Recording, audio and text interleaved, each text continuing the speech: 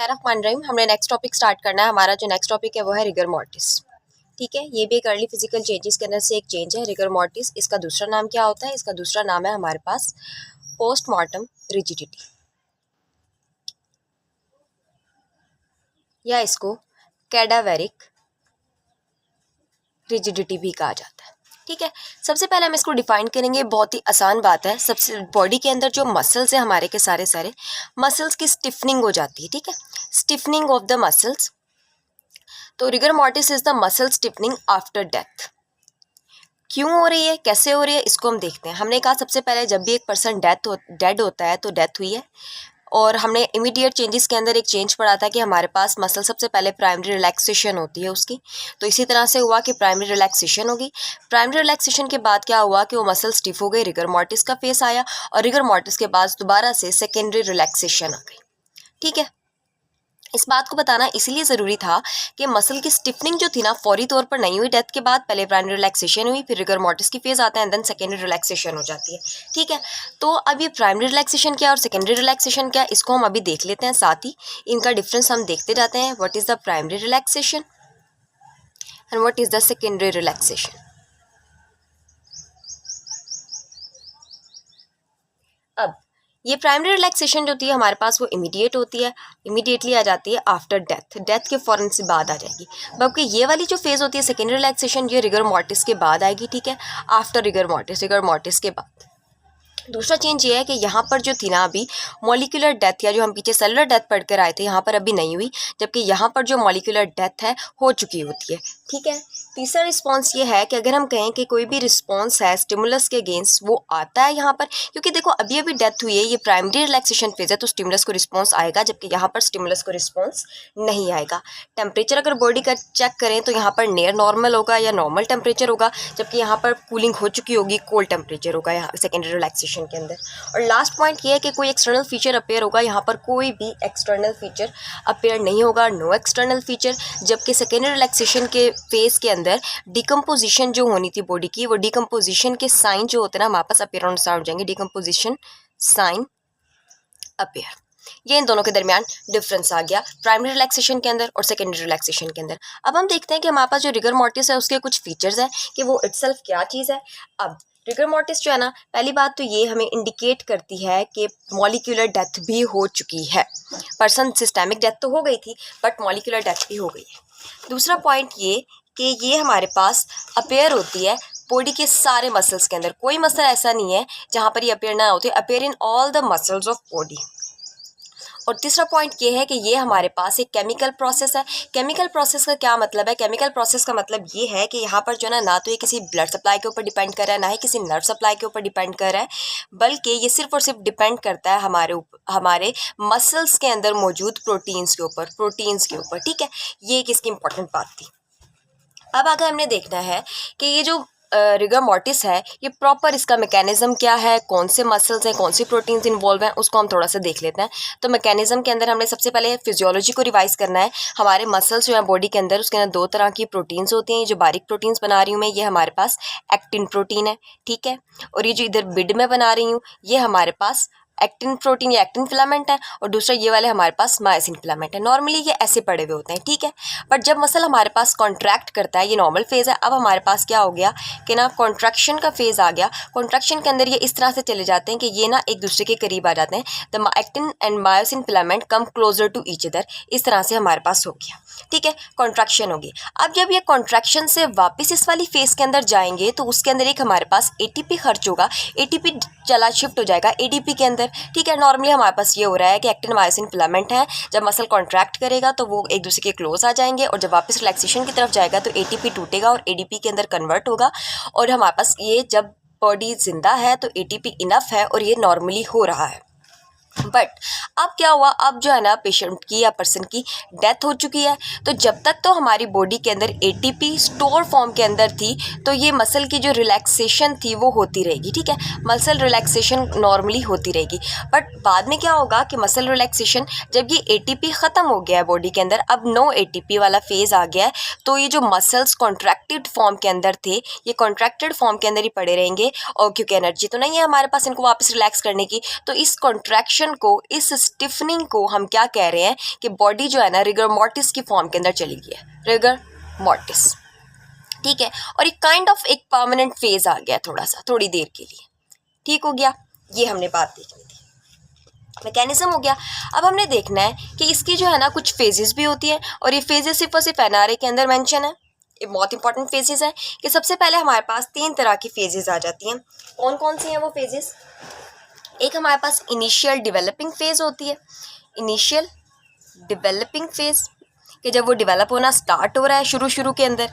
फिर आ जाता है हमारे पास कि ना स्टैटिक फेज आ जाएगी, कि थोड़ी देर तक वो रुकेगा हमारी बॉडी के अंदर, ठीक है, डेड बॉडी के अंदर। और लास्ट में आ जाएगा पासिंग ऑफ, और उसके बाद जो है ना वो चला जाएगा, पासिंग ऑफ फेज आ गया। अब इन तीनों फेजेस की जो हमारे पास टाइम पीरियड था वो वेरिएबल होता है, और वो वेरिएट कर रहा होता है 4 to 12 आवर्स के दरमियान। ये भी मेंशन है, इसको याद रखना है एमसीक्यू पॉइंट ऑफ व्यू के लिए। अच्छा, अगर हम देखें कि ओवरऑल टाइम ऑफ पीरियड कितना होता है हमारे पास, तो हम रूल ऑफ थंब अप्लाई करते हैं। थंब रूल के हिसाब से हमारे पास ये जो एवरेज ड्यूरेशन था रिगर मॉर्टिस का आने का और जाने का, एवरेज ड्यूरेशन होता है 4 to 6 आवर्स समर में। ये मेंशन है एनआरए में, और इसको अच्छे तरीके से याद रखना है। जबकि 10 to 12 आवर्स होता है हमारे पास विंटर में, 10 to 12 आवर्स इन विंटर, ठीक है। 4 to 6 hours in summer and 10 to 12 hours in winter. Next अब हमने जो है ना इंपॉर्टेंट पॉइंट्स भी बताऊंगी, साथ साथ ही पास्ट पेपर का क्वेश्चन किस तरह से आता है उसको एज अ हेडिंग लिखूंगी और इंपॉर्टेंट पॉइंट्स बताऊंगी। तो पास्ट पेपर के अंदर क्वेश्चन आता है इस तरह से लिखा हुआ कि हमारे पास सिक्वेंशियल डेवलपमेंट कैसे हो रही है हमारी बॉडी के अंदर रिगर मॉर्टिस की, हाउ इट इज़ डेवलप। अब ये कैसे डेवलप होता है, ये हमारे पास प्रॉक्सिमल टू डिस्टल जाता है, यानी कि ये हमारे पास इस तरह से जाएगा कि सबसे पहले हमारे पास अपेयर होगा फेस पर, फिर चला जाएगा हमारे अपर लिम्ब पर, और लास्ट में हमारे पास चला जाएगा लोअर लिम्ब पर।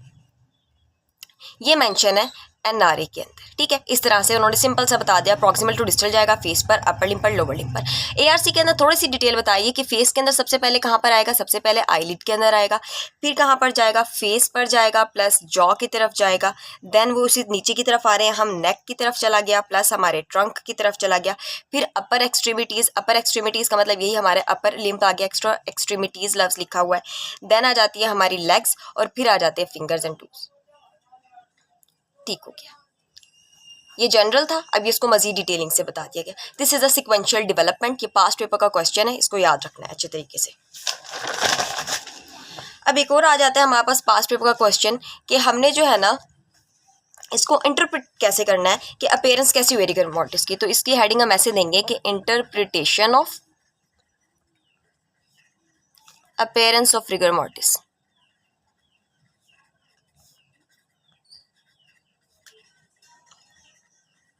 अच्छा, अब हमने ना इसको इस तरह से लिख लेते हैं कि एक हमने परसेप्शन बनाई है कि किस तरह से अपेयर होगा, और फिर हम देखेंगे कि इंटरप्रेट कैसे किया हमने, इंटरप्रिटेशन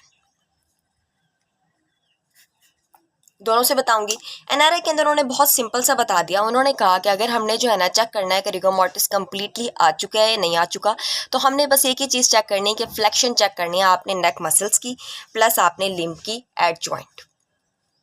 अगर तो फ्लेक्शन हो रही है तो इसका मतलब है ये अपेयर नहीं हुआ, अगर फ्लेक्शन नहीं हो रही इसका मतलब है वो हाईली डेवलप्ड फॉर्म के अंदर है। उन्होंने सिंपल बात की है, ठीक है। बट एआरसी ने थोड़ा सा इसको डिटेल के अंदर बता दिया है। अब वो कह रहा है कि अगर तो हमारे पास मूवमेंट हो रही है, यहाँ पर मैंने मूवमेंट लिखना है हर जगह, अब मैं इसको नहीं लिखूंगी बार बार। मूवमेंट हो रही है, अगर मूवमेंट हो रही है लिटिल फोर्स के साथ, थोड़ी सी फोर्स के साथ ही मूवमेंट हो रही है, तो क्या होगा, ये मॉडरेट फॉर्म के अंदर प्रेजेंट है। क्या मॉडरेट फॉर्म के अंदर प्रेजेंट है, रिगर मॉर्टिस। अगर मूवमेंट हो रही है हमारे पास थोड़ी सी ज़्यादा फोर्स के साथ, मोर फोर्स आ गई है, तो ये हमारे पास स्ट्रॉन्ग फॉर्म के अंदर मौजूद है। और इसी तरह से अगर हमारे पास फ्री मूवमेंट हो रही है, हर चीज़ इजीली मूव कर रही है, हमारे पास फ्री मूवमेंट हो रही है, तो इसका मतलब है कि रिगर मॉर्टिस अभी तक डेवलप नहीं हुआ। इसी तरह से एक और कंडीशन हम देख लेते हैं कि अगर बॉडी के प्रॉक्सिमल पार्ट रिजिडिटी शो कर रहे हैं, प्रॉक्सिमल पार्ट शो रिजिडिटी, तो इसका मतलब क्या हुआ कि ये हमारे पास डेवलपिंग फेज के अंदर है, इन द डेवलपिंग फेज। और आखिरी पॉइंट यह है कि अगर डिस्टल पार्ट रिजिडिटी शो करेंगे, डिस्टल पार्ट शो रिजिडिटी, तो ये हमारे पास डेवलप्ड हो गया है या फिर और डेवलप हो चुका है और ये डिसअपेयरिंग फेज की तरफ जा रहा है, ठीक है, ये थोड़ा सा डिटेल्ड आंसर हो जाएगा क्योंकि पास्ट पेपर क्वेश्चन है, इस वजह से इसको ज़्यादा अहमियत दे रही हूँ मैं कि अगर हमने एनआरए, पहले आपने सिंपल लिख देना है कि इसको चेक कर रहे हैं हम फ्लेक्शन ऑफ द नेक के जरिए and limb at the joint. अगर फ्लेक्शन हो रही है तो उसका मतलब अभी डेवलप नहीं हुआ, और अगर फ्लेक्शन नहीं हो रही इसका मतलब फुली डेवलप्ड है। बट फिर आपने थोड़ी सी डिटेल लिख देनी है कि मोमेंट लिटिल फोर्स के साथ तो moderate form, more force, strong form, और इस तरह से सारा डिटेलिंग बता देंगे। अब आ जाता है एक और पास्ट पेपर का क्वेश्चन कि कौन कौन से फैक्टर्स जो होते हैं ना वो इसके ऊपर डिपेंड कर रहा है। ठीक है, एनआरए के ना सिर्फ और सिर्फ 3 फैक्टर्स हैं और एआरसी के ना थोड़े से ज़्यादा फैक्टर्स हैं, हम सब पढ़ेंगे। एनआरए के अंदर बताया गया कि एक तो जनरल फिजिक है जो बॉडी की, उसके ऊपर डिपेंड करेगा। ठीक है, कमज़ोर है, मोटा है, इस चीज़ के ऊपर डिपेंड करेगा। कमज़ोर के ना जाहिर सी बात है जल्दी होगा, मोटे के ना थोड़ी सी देर से होगा। हाँ, मरते हुए इंसान की इमोशनल स्टेट क्या थी इसके ऊपर भी डिपेंड करता है, एक इंपॉर्टेंट बात है। ठीक है, ये एमसीक्यू के अंदर आ सकती है। और तीसरी बात है इन्वायरमेंटल टेम्परेचर, कि इन्वायरमेंट का क्या टेम्परेचर था, गर्मी में जल्दी आएगा और सर्दियों के अंदर थोड़ा सा देर तक आएगा और देर से ही जाएगा। ठीक है, अब चौथा जो एआरसी मेंशन करता है वो कहता है एज, जो फिटस है और वो फिटस स्पेसिफिकली जो लेस देन 7 मंथ का फिटस है उसके अंदर ये कभी भी अपेयर ही नहीं होगा, क्योंकि उसके पास जो है ना कोई भी मायोफिलामेंट्स ही नहीं होते, ना एक्टिन होता ना मायोसिन होता, तो कोई मसला ही नहीं है। ठीक है, उसके अंदर तो डेवलप ही नहीं होगा। पहला एडल्ट्स के अंदर ये बात है कि डेवलप तो हमारे पास स्लोली होगा, ठीक है, स्लो डेवलपमेंट होगी, बट पास ऑफ थोड़ा सा लेट होगा। ठीक है, ये एडल्ट के अंदर आ गया। और तीसरा पॉइंट है हमारे पास कि चिल्ड्रन के अंदर क्या होता है और ओल्ड एज के पर्सन के अंदर क्या होता है, उन दोनों के अंदर सेम है। पहली बात तो ऐसा होगा कि फीमेल होगा, बहुत ज़्यादा प्रोमिनेंट नहीं होगा। दूसरी बात कि ये रैपिड फॉर्म के अंदर होगा। ठीक है, अब एक और पॉइंट बताता है एआरसी, वो कहता है कि हमारे पास नेचर ऑफ डेथ क्या थी उसके ऊपर भी डिपेंड करेगा। नेचर ऑफ डेथ, अगर पर्सन एग्जॉस्टिंग स्टेट के अंदर था तो वो हमारे पास जल्दी से आएगी, जल्दी से चला जाएगा, नेचर ऑफ डेथ हो गया। और पाँच आखिरी पॉइंट कि हमारे पास एटमॉस्फेरिक कंडीशन क्या है। एटमॉस्फेरिक कंडीशन के अंदर वही वाली बात आ गई कि अगर हमारे पास जो है ना environmental temperature atmospheric condition similar ही है कि अगर कोल्ड वेदर होगा तो वो ऑनसेट स्लो होगा बट ड्यूरेशन उसका लॉन्ग होगा। एक ये कंडीशन आ गई। और दूसरी ये कि अगर हमारे पास हॉट वेदर होगा यानी कि समर होगी तो ये ऑनसेट फास्ट होगा और ड्यूरेशन शॉर्ट होगी। ऑनसेट फास्ट है प्लस ड्यूरेशन शॉर्ट है।